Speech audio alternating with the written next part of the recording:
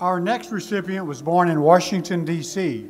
He graduated from the University of Maryland in 1967, went to work as a director at WBAL-TV in Baltimore.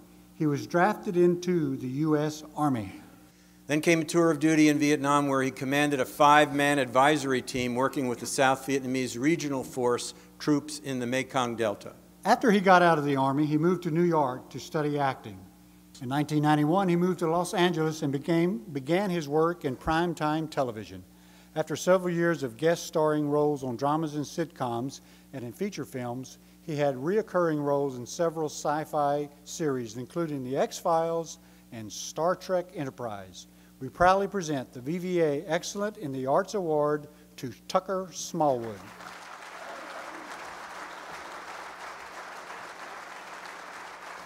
All of these awards are special, but this one's super special to me. I've known Tucker for a long, long time. He was an active member of the early days of the Manhattan chapter number 126 when we first got kicked off in the early 80s, and was helped them get off the ground and become a very viable chapter in Manhattan. So it's really nice to see it swing all the way around this time. Thanks, Doug. This is very special to me. VVA is my very first veteran service organization. I wasn't political, but I was present at the dedication of the wall.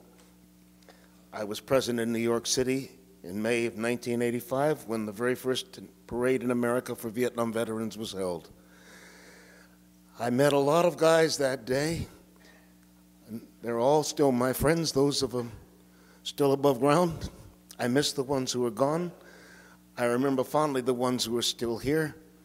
I became a national delegate in 1987 and went to Detroit, where I met Bobby Mueller and Mary Stout, some of our earlier leaders, and John Rowan, some of our present leaders. It's been a long time. I went out on a mission with a Phoenix team. I was the only man on that mission that spoke English, and I got blown up pretty badly.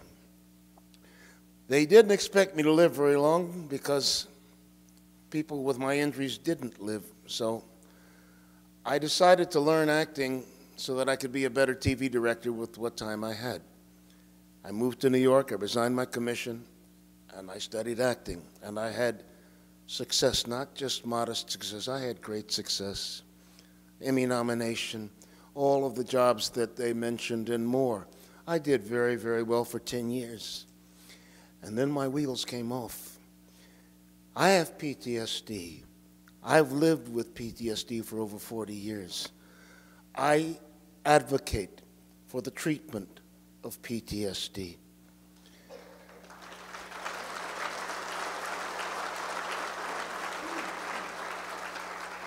Generally, we're pretty private about that sort of thing, but I'm only here for one reason. Two of my VVA friends, chapter members, cared enough about me to give me a book. And I read these interviews of veterans and their brothers and their fathers and their sisters and their children, and I recognized myself. I said, God, that's me. That's me. And I asked for help. And Dr. Victor DeFazio saved my life. And I promised myself then, if there's anything I can do to help another veteran from going through what I went through, I'm going to do it. And I am very proud to speak on behalf of those veterans. Now,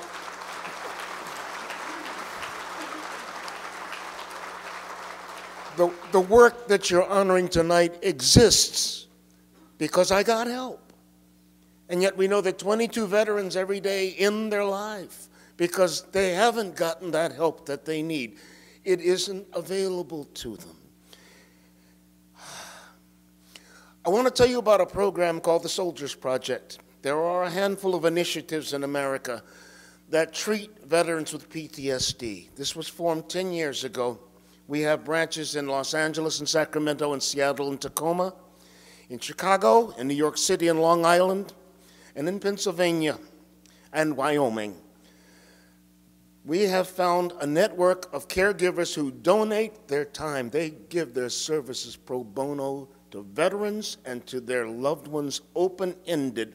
All veterans post 9/11, the services, the care that they provide is confidential.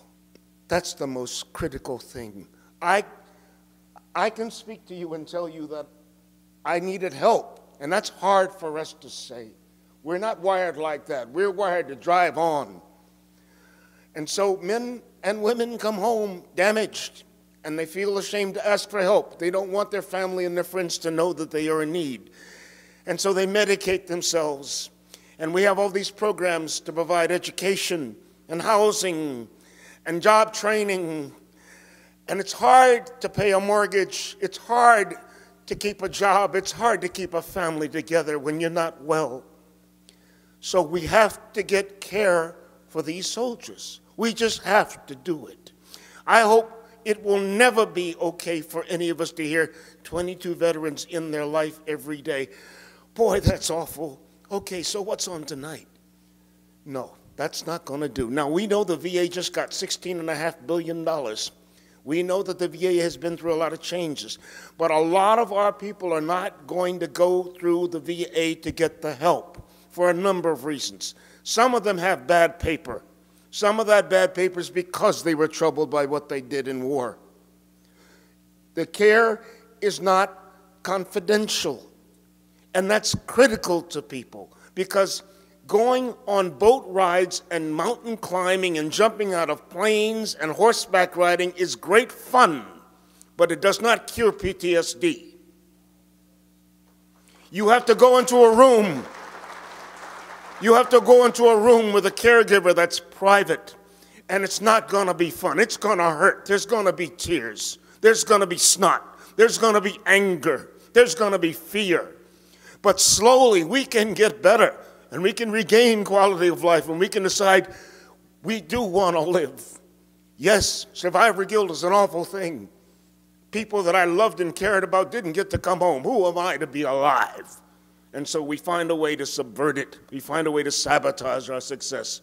That's not okay. So I want you to do two things. I want you to go back to your chapters, because this is a leadership conference. I want you to think about supporting the Soldiers Project. Why? Those veterans came along after 9/11. What was our pledge? That's what I love so much about us. Never again will a generation of veterans abandon the next generation.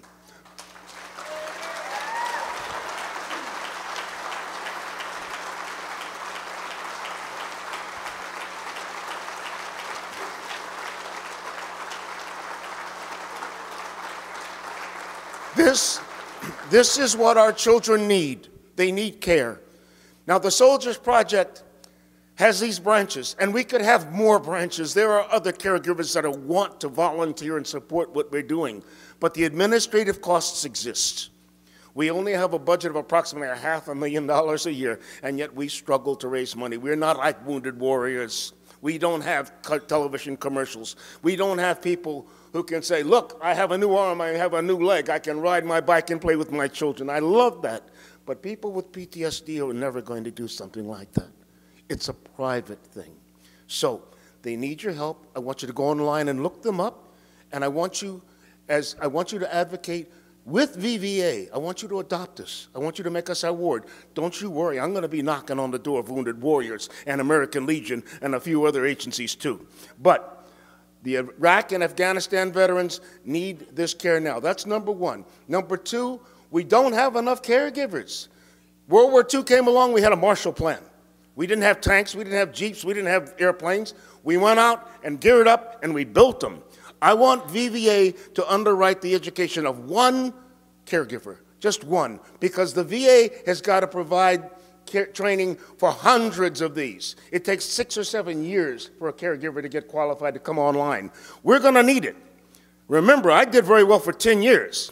It's called post-traumatic stress disorder. What we see now will be nothing compared to what we will see in 2020 and 2025. There are going to be a lot of people who are going to need this help. And it affects not just us. our children, our friends, our family, our neighbors, our co-workers. It's like a stone thrown into a pool. Those ripples keep on going. So I want you, it's going to have to be a congressional initiative. I know that there are fine statesmen in Congress, and I want you to be willing to advocate. Take it up. We send people to West Point. We send people to Annapolis to lead our troops.